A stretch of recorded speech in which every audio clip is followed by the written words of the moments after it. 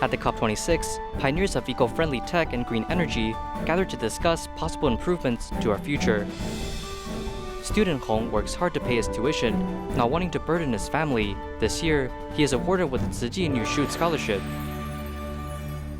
Welcome to Dai Headlines. I'm Hu Zhao. Glad to have you here. As the UN Conference on Climate Change kicks off, pioneers from around the world gathered to showcase eco-friendly tech and green energy. Tzu Chi was also at the scene, setting up booths to display the organization's recycling technology. Let's take a look.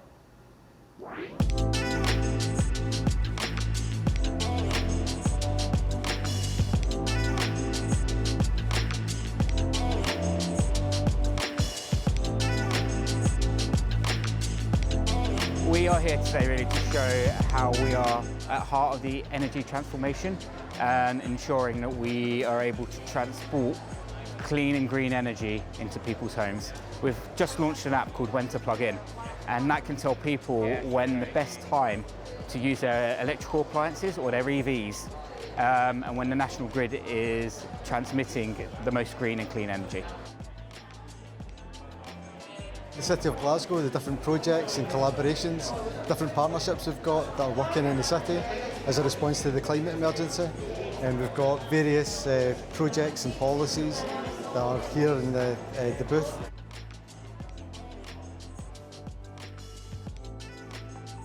So yeah, this is a really important project for us in developing electrical technology. So you can see the batteries here, the kind of most significant part of the plane, and that's where the majority of the innovation and technology development has been around. The most advanced clean energy technology and environmental technology are presented at the Green Zone in COP26. Tzu Chi cooperated with other faith-based organizations to set up the booth to display Tzu Chi's products. I just learned kind of what I was hoping to learn, that these value systems are helping to inform the way that people say reuse and start adapting the way that they approach certain materials. So the idea of a certain amount of respect and reverence for nature instilled within a religion informs the way that they would want to repurpose plastic to make it functional. One of the things that we do is trying to recycle plastic and make it into products that could be distributed to homeless families. So it might be, like clothing or blankets. Recycle them and then turn them into the paper making or new products. 我非常高兴我们慈济的团队就是好多方的。I'm very happy that many volunteers from different parts of the world have come to support Tzu Chi at COP26. We try our best to explain to visitors what we are doing and the master's philosophy of caring for the earth. Spreading the seeds of love and promoting vegetarianism are the main goals we want to achieve. 这是我们这一次的一个就是我们的一个主要的目标。Try not to use so many plastic bottles, but if we do use, then maybe we can recycle them and turn them into something useful. And so you turn that into a pen? Yes. Oh right. This can be for you. This pen is made from recycled plastic and can also be made into tiles and stuff. And I think a lot of the practical application of these kind of technologies is in like disaster relief. So for instance, if buildings are damaged by flooding, these kind of resilient plastic blocks can be really useful in helping those communities to rebuild. A lot of organizations from all over the world are here to showcase their main idea, the latest development in the Green Zone at COP26. Tzu Chi volunteers also take this opportunity to pass on Tzu Chi's environmental mission on this most important international stage. In Indonesia, the pandemic has hit many people by surprise. Tailors who usually wait for customers would have no income during the pandemic. A tailor in Tangerang City has come up with new changes to earn a living. Let's see how she does it. This is Annie's daily life. She is busy altering the clothes of customers every day. She is diligent with quick and accurate actions. Annie, who's 44 years old, has run a tailor store in Tangerang City since 2013. Later, as her husband was laid off during pandemic, her current business became the main income source of the family. Initially, her business was stable, but in the face of the pandemic, it dropped significantly. Even when the pandemic broke out last year, there were no customers coming to make clothes. Saya itu penjahit, Mas. Sekitar 8 tahun yang lalu tuh saya jahit, produksi gamis. I have been a tailor for 8 years. At first, I sold wraps and handscarves, but owing to the pandemic, I have to rethink how to change my business, how to start from scratch. Because no one came to alter the cloth, maybe everyone will think thoroughly before fixing their cloth. Nggak ada. Terus customer juga mungkin berpikir 2-3 kali untuk jahitin baju ya. Although their life became difficult, Annie remained to be strong, trying to tide over the hardships in her life. In order to cope with family expenses and her children's tuition fees, she tried to be innovative. Like making cloth masks, in the beginning, people's demand for masks was high. Coupled with a shortage of medical masks, she began to make reusable cloth masks. Akhirnya saya berpindah ke pembikinan masker. Later, I switched to the sewing cloth masks because mask is the most essential item at the moment. Everyone learns the awareness of its importance, so I have received many orders. For example, a bank has placed an order of 2,000 masks with me, and the orders kept flowing in. I'm very grateful. At least these orders made us survive. Alhamdulillah, ketolong. Dari situ ketolong, ada omset masuk, kita bisa bertahan lagi.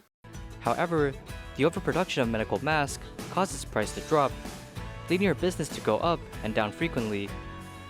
Considering that people wear face masks not only to protect themselves, but also to match clothes and fashion, she also sold face mask chains.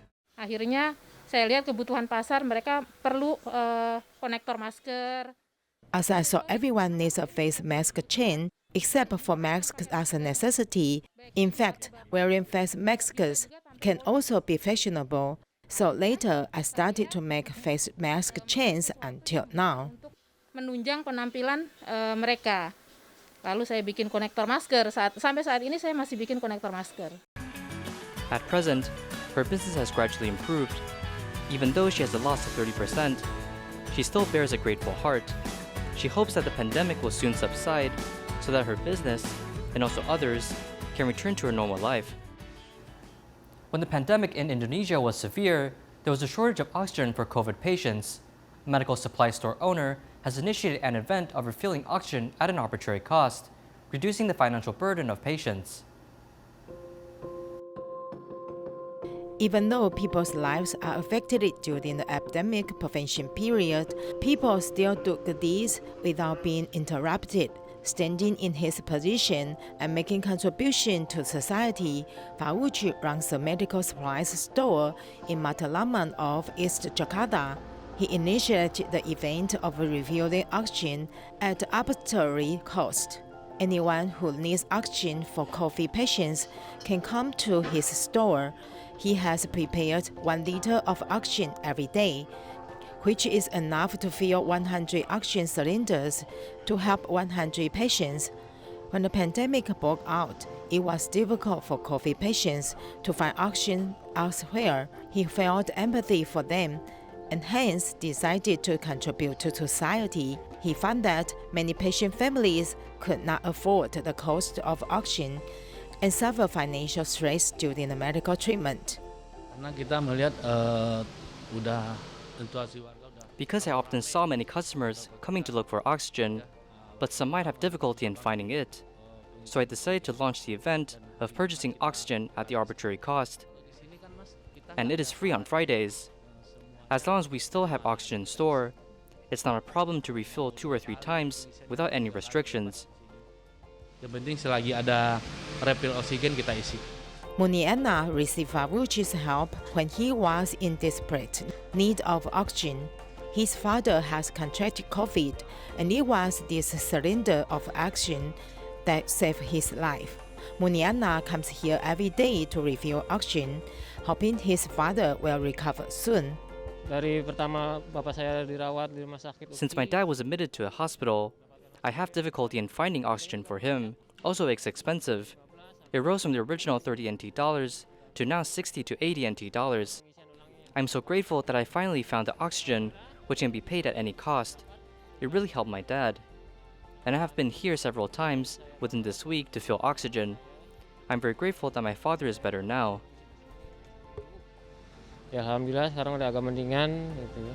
As long as the pandemic is not over, Fawuji will continue to provide oxygen filling services for COVID patients at an arbitrary cost. He hopes that with sufficient anti-epidemic supplies, the pandemic can be subsided and COVID patients can recover as soon as possible.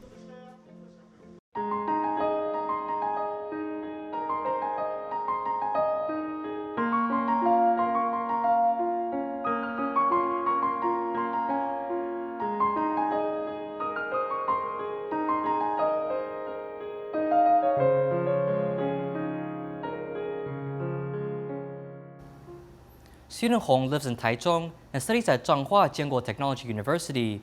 He comes from a poor family, and his father suffers from oral cancer. Moreover, his grandmother is a patient with lymphoma. Even if his life is difficult, he still works hard and pays his tuition through part-time work.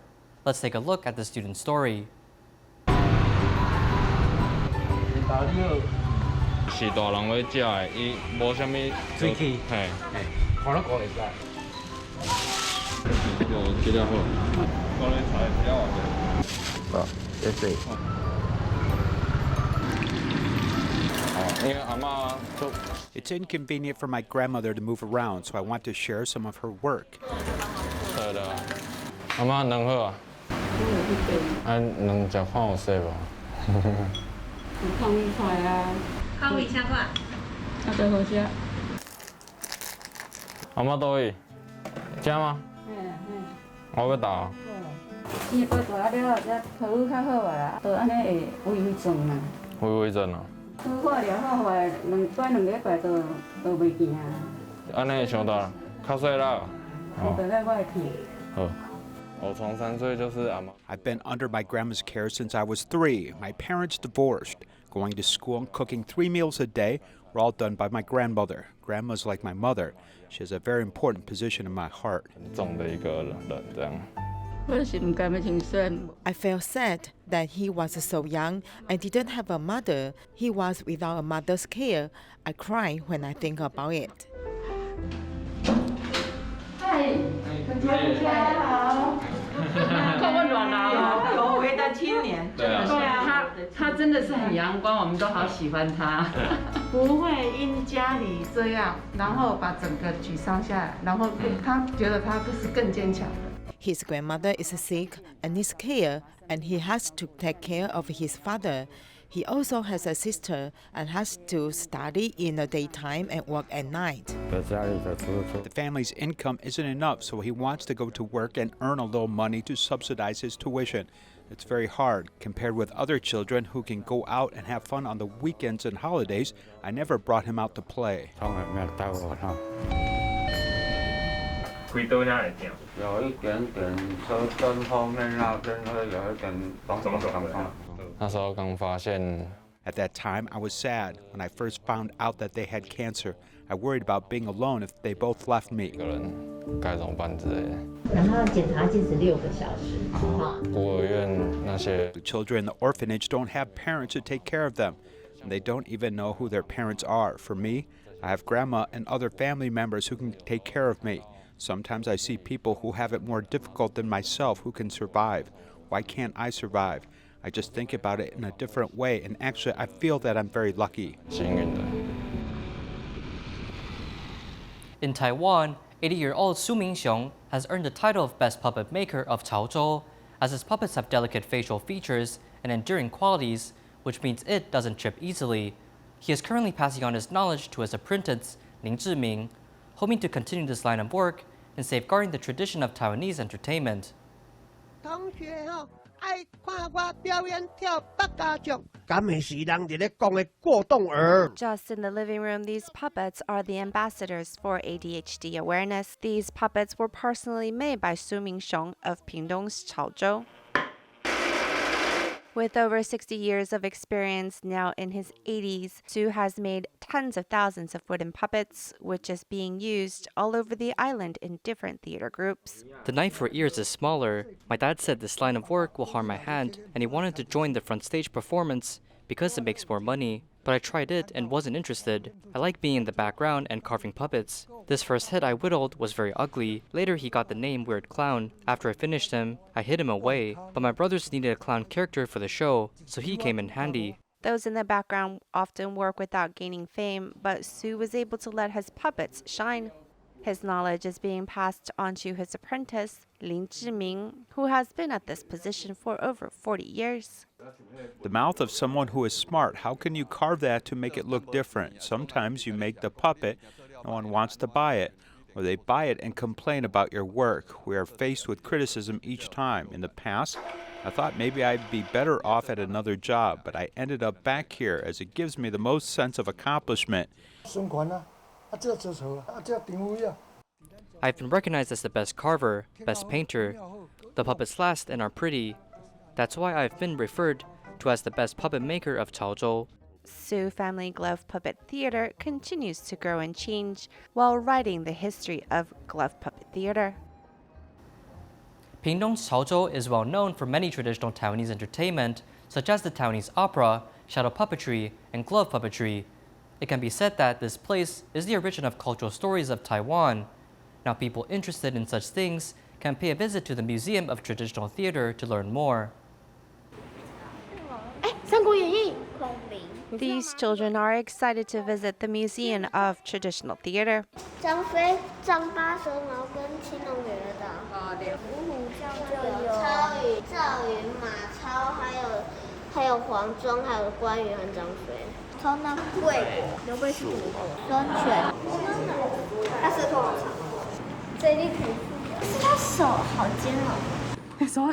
The puppets and the history draw in audiences, young and old.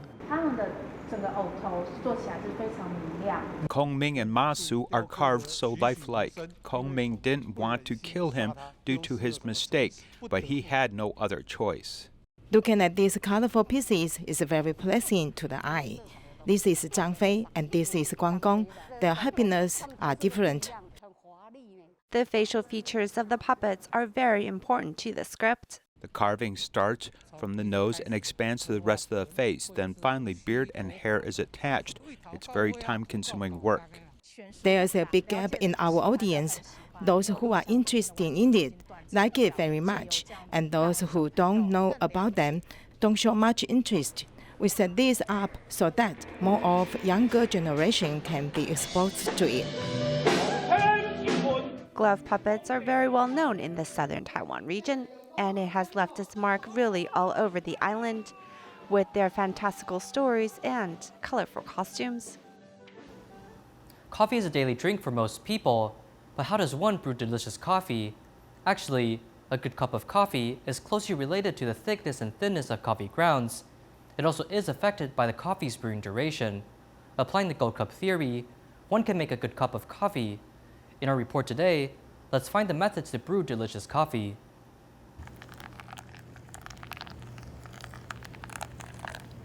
In modern times, most people start their daily work routine with a cup of coffee. The earliest records of coffee dates back approximately 1,000 years ago. At the time, people consumed coffee beans in order to stay energetic. Actually, during the early phases of coffee history, people used the fruit skin of coffee beans due to their sugar content. Since sugar is a very precious resource at the time, so in Yemen, the merchants used to make cascara tea with coffee bean skin. Coffee is a type of fruit, yet most people nowadays only use the beans for brewing coffee. The coffee fruit itself has a very high sugar content. Coffee beans are classified as drupe.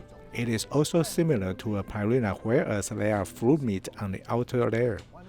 Normally, people will eat the fruit meat first, and then layer by layer, we will reach the coffee bean itself. We call this the green bean. From eating the fruit to using the dried fruit for tea, and to spread the bean drying process to different places in the world, this is when coffee culture began. coffee beans, depending on its size, will be brewed differently. The coffee powder is determined by the specific surface area. Combining quality and powder size in order to produce an area size, the coffee powder's specific surface area can be altered by several factors, especially when it comes to grain size. If the grain size is thinner, the specific surface area is larger. This is the thickest bean and is suitable for cold brew. Cold brew coffee has a strong brewing duration, so the beans must be large. In the middle here, the bean here is suitable for pour-over coffee due to its coffee bean size. The duration of brewing should be within 2 minutes. On my right-hand side, the coffee powder here feels like soft sand, and this is suitable for espresso.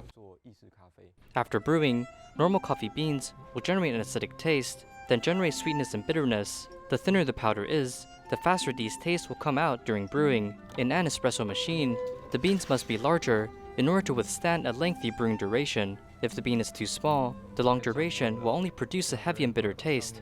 In the past, coffee brewing is heavily reliant on experience, but as technology advances, in order to brew good coffee, there are methods developed to achieve this goal with accuracy. 1.1. Normally, Taiwanese people like the coffee concentration of 1.1 to 1.3. In the early era, the SCAA promoted the Gold Cup theorem, suggesting that good-tasting coffee should have an extraction yield of 18% to 22%, along with a concentration between 1.15% and 1.35%. If the extraction yield is too low, there will be more of an acidic taste. If the yield is at 100%, the bitterness will be extracted fully, and this will produce coffee with both heavy acidic, sweet, and bitter tastes. The suitable water temperature of brewing coffee ranges from 85 to 92 degrees Celsius. A low water temperature will brew acidic tasting coffee, and likewise, a higher temperature will produce bitter tasting coffee. Furthermore, brewing methods and size of coffee beans will also affect the caffeine's concentration level. Coffee with a longer brewing duration will have a higher caffeine content because the bean itself has more contact with water, extracting the caffeine out of the bean. The espresso machine uses about 9 bar of pressure, and this pressure extracts coffee within a short amount of time. Within a short duration, there's a higher chance of extracting caffeine. Where does caffeine come from? It actually is formed in order to combat shifting climates and environments. Because caffeine is what pests don't like, so if there are more pests in the area, the beans there will have more caffeine. In low altitudes, pests are more energetic there, so the coffee beans will have more caffeine content. In Taiwan, 600 million coffee drinks are sold on a yearly basis. With such a massive popularity and following, more coffee variety and higher quality coffee beans arrive to continue the 1,000-year tradition. At the second Good Food Festival hosted by organizations in Taiwan, this year, 4 countries are invited, including India, Australia, Sweden, and Israel. Each country representative shares their experiences of how vegetarianism is promoted and produced in such ways to lower burdens on our planet. Thank you for watching. See you next time.